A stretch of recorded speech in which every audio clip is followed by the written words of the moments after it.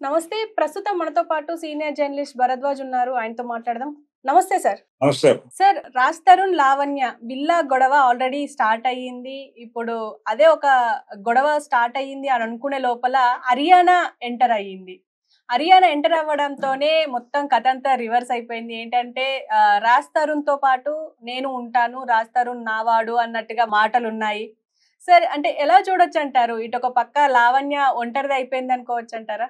అంటే లావణ్య, రాజ్ తరుణ్ నావాడు అని చెప్తూ వస్తోంది ఇప్పటిదాకా. ఇప్పుడు హరియానా ఎంటర్ అయ్యి అతను నావాడు అంటున్నటువంటి ఒక ఆడియో బయటకొచ్చింది గానీ, ఇంకా ఆవిడ రోడ్డు మీదకొచ్చి మాట్లాడటం మొదలు పెట్టలేదు. అవును. ఉంటే ఉండి ఉండవచ్చు. అలాగే ఈ అమ్మాయి కూడా నిజానికి ఇది వీళ్ళు కూడా రకరకాలుగా మాట్లాడుతున్నారు గానీ, నైతికత అనే యాంగిల్‌లోకొచ్చి మాట్లాడుతున్నారు గానీ, వాళ్ళిద్దరి మధ్య ఒక రిలేషన్ నడిచుండొచ్చు కొంతకాలం. ఆ టైంలో వాళ్ళిద్దరూ కలిసి ఆ ప్రాపర్టీ అక్వైర్ చేసేశారు. ఆ అక్వైర్ చేసినటువంటి ప్రాపర్టీలో మా డబ్బులు కూడా ఉన్నాయని ఆ అమ్మాయి ఆర్గ్యుమెంట్ మాత్రమే కాదు, ఆ అమ్మాయి తండ్రి గారు కూడా చెప్పాడు. నేను ₹1,00,00,000 వరకు ఇచ్చాను అని. సో, ఇప్పుడు ఆ విల్లాకి సంబంధించి ఆ విల్లా ఏదో 12,00,00,000 ఎంతో చేస్తుంది అంటున్నారు. హ్మ్. ఆ విల్లా గొడవ దానిలో ఈ అమ్మాయికి ఒక సెటిల్‌మెంట్ జరగాలి.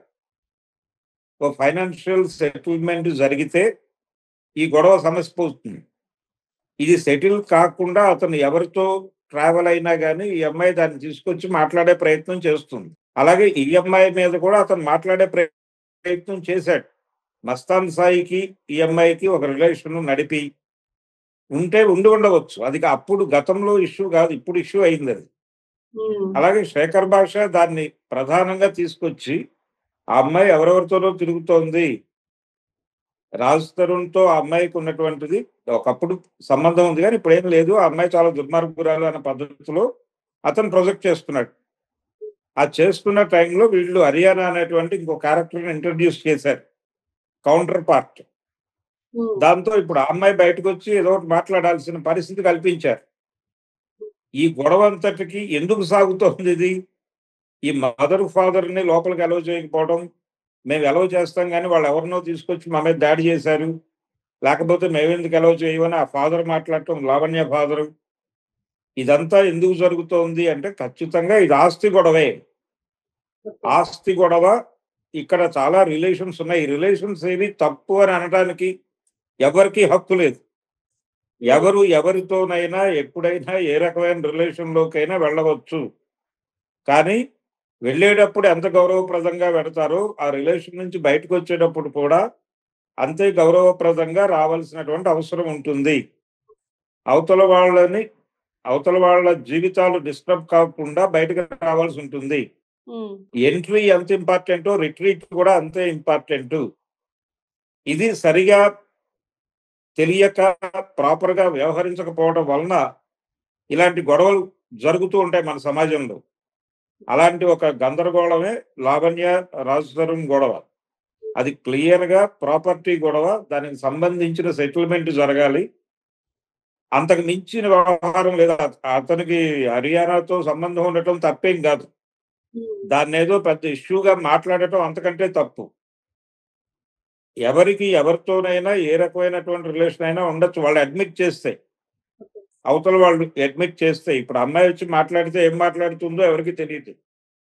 అందుకని ముందు ఆ ప్రాపర్టీ గొడవ ఏదో తేల్చాలి పోలీసు వారు. లేదా ఎవరో ఒకళ్ళు కన్సర్న్ ఆల్రెడీ వీళ్ళు స్టేషన్‌లో కేసులు పెట్టుకున్నారక్కడ. అవును. నార్సింగ్ పోలీస్ స్టేషన్‌లో వీళ్ళకి సంబంధించిన కేసులన్నీ అక్కడే ఉన్నాయి. సో, వాళ్ళు ఒకసారి మొత్తం అందరిని కలిపి కూర్చోబెట్టి, ఆ అమ్మాయికి ఏం గావాలి? ఆర్థికంగా ఆ అమ్మాయి ఏం కోరుకుంటోంది? అనేది ముందు బయటికి రాబట్టి, ఆ సెటిల్‌మెంట్ చేసేసి, ఒక డాక్యుమెంటేషన్ చేసి, ఆ అమ్మాయిని తోసేస్తే అతని జీవితం మళ్ళీ అతని పద్ధతిలో అతను చేసుకుంటాడు. హ్మ్. ఆ తర్వాత మళ్ళీ కాన్‌ఫ్లిక్ట్‌లొస్తే ఆ గొడవ అతను పడతాడు. కానీ ఈ గొడవ ఈ లావణ్య, రాజ్ తరుణ్ అనే గొడవ ఈ డిస్ప్యూట్ సెటిల్ అవ్వాలంటే వాళ్ళకి సంబంధించిన ఆస్తులు, ఇతర వ్యవహారాలు ఆ అమ్మాయికి ఏం కావాలో అది కోరుకుని, అది కనుక్కుని, హ్మ్. కనుక్కుని అతన్ని కూర్చోబెట్టి ఏ మేరకు సెటిల్‌మెంట్‌కి అతను అంగీకరిస్తాడో అది తెలుసుకొని ఆ ఆ అమ్మాయితో అంగీకరింపజేసి క్లోజ్ చేయటం బెటర్ ఆ ఫ్యామిలీని. అలాగే ఇక్కడ తల్లిదండ్రులు కూడా ఎంటర్ అయిపోయారు. ఆ అమ్మాయి తల్లిదండ్రులు ఎంటర్ అయ్యారు, ఇతని తల్లిదండ్రులు ఎంటర్ అయ్యారు. కాబట్టి ఈ 2 కుటుంబాలని కూర్చోబెట్టి ఇది ప్రాపర్టీ గొడవ మాత్రమే. కాబట్టి ఏం కావాలో అది తేల్చుకోండి, పంచుకోండి, వెళ్ళిపోండి అని చెప్పగలిగితే తప్ప ఈ గొడవ సెటిల్ కాదు. అంటే ఎందుకు సరే ప్రతిసారి ప్రొలాంగ్ అవుతూ వస్తుంది? అంటే ఇంతకు ముందు వరకు ఆమె డ్రగ్స్ కేసు అన్నారు, తర్వాత రాజ్ తరుణ్ అన్నారు, మళ్ళీ మస్తన్ సాయి అని అన్నారు, ఇప్పుడు మళ్ళీ విల్లా గొడవ. ఇలా ప్రతి పార్ట్ ఇప్పుడు ఆ పార్ట్‌గా అమ్మాయి వస్తుంది మనకి మీడియాలోకి. అసలు ముందు వాళ్ళిద్దరి మధ్య ఒక రిలేషన్ ఉంది అనేది ప్రపంచం అంగీకరించేసింది కదా! అవును.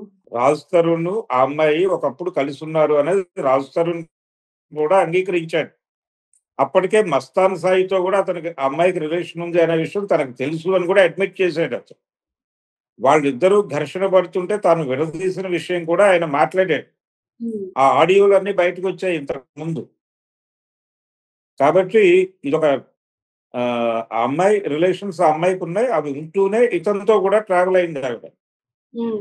ఇతనితో ట్రావెల్ అవ్వటం అనేది తనకిష్టము. అతనితో ఉండాలనుకుంటున్నాను. మా ఇద్దరి మధ్య మ్యారేజ్ అయింది అని కూడా మాట్లాడుతోంది. అది ప్రపంచానికి తెలుసా? తెలీదా? దానికి సంబంధించిన ఎవిడెన్స్ ఏమి ఎప్పుడూ వాళ్ళు ఓపెన్ ఏరియాలో పెట్టలేదు. ప్రపంచం ముందు పెట్టలేదు కానీ పెళ్ళయింది. మేము డివోర్స్ కాకుండా అతను వేరే వాళ్ళతో ఎలా ఉంటాడు అని బాంబే వెళ్లి ఒక హీరోయిన్‌తో ఉంటుంటే అక్కడ గొడవ చేసి వచ్చింది ఈ అమ్మాయి. లావణ్య. అంటే ఈ అమ్మాయి ప్రతిసారి ఇప్పటివరకు గొడవ పడుతున్న ప్రతి సందర్భంలోనూ ఆ అమ్మాయి క్యూరియాసిటీ, ఆ అమ్మాయి ఆతృత ఇప్పుడు చాలా ఓపెన్‌గా బయటకొచ్చింది. హ్మ్. ఆ అమ్మాయి ఆ ప్రాపర్టీస్ గురించి గొడవ పడుతోంది. మొదటి అంతకు నుంచి. మించి అంతకు మించి ఏమీ లేదు. ఓకే. ఇప్పుడు అతని క్యారెక్టర్ మీద దాడి కూడా చేసేస్తే బావుంటుంది. తనకెట్లాగైతే మస్తాన్ సాయి అంటున్నారో, అలా అతనికి కూడా ఒక ఫ్రెండ్ ఎవరో ఒకళ్ళు అంటే అందుకని హరియానా క్యారెక్టర్‌ని తీసుకొచ్చారు. ఓకే. వచ్చి ఆ అమ్మాయికి, అతనికి ఏదో ఉంది. ఆ అమ్మాయి అతన్ని తన వైపుకి తిప్పేసుకున్నది. ఇంతకుముందు బాంబే హీరోయిన్ ఎవరో మాన్వి అనేటువంటి ఒక అమ్మాయి, మల్హోత్రా. ఆ అమ్మాయి తన వైపు తిప్పేసుకుంది. వాళ్ళ ఇంట్లోనే ఉంటున్నాడు అని ఒక గొడవ. హ్మ్. అంటే అతనికి అనేక రిలేషన్స్ ఉన్నాయి. అంటే అతను స్త్రీలోలుడు. అతను నన్ను వదిలేసి తిరుగుతున్నాడు అనేది ఎస్టాబ్లిష్ చేయడం ద్వారా అతన్ని నైతికంగా ఒక ఫ్రేమ్‌లోకి తీసుకొచ్చి దోషిగా నిలబెట్టాలనుకుంది ఆ అమ్మాయి. ఈ అమ్మాయిని కూడా అదే ఏరియాలో దోషిగా నిరూపించడానికి మస్తాన్ సాయి ఇలాంటి రకరకాల డ్రగ్స్ ఆ అమ్మాయి అరెస్ట్ అయ్యి జైలుకి వెళ్ళింది. ఆ రిమాండ్ రిపోర్ట్‌లు హ్మ్. అవన్నీ తీసుకొచ్చి ప్రపంచం ముందు పెట్టారు. దీని ద్వారా ఏం చేస్తున్నారు వీళ్ళు? ఒకళ్ళ జీవితాన్ని ఒకళ్ళు తవ్వి రోడ్డు మీద పడేస్తున్నారు. ఇది రోజువారీ డిస్కషన్‌గా మారిపోయింది ప్రపంచానికి. అందుకని ఇమ్మీడియేట్‌గా అసలు ఇది చాలా ఇంట్రెస్టింగ్ స్టోరీ.